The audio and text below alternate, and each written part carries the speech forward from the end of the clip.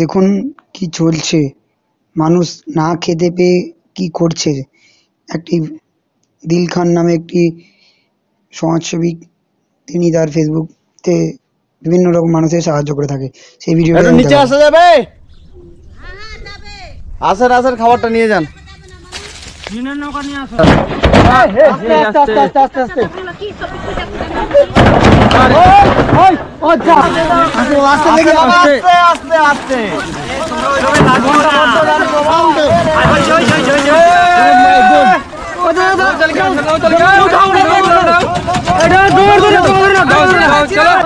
তোমাদের চোখের সামনে একজন ডোঙা জল ডুবে গেল। কি হচ্ছে?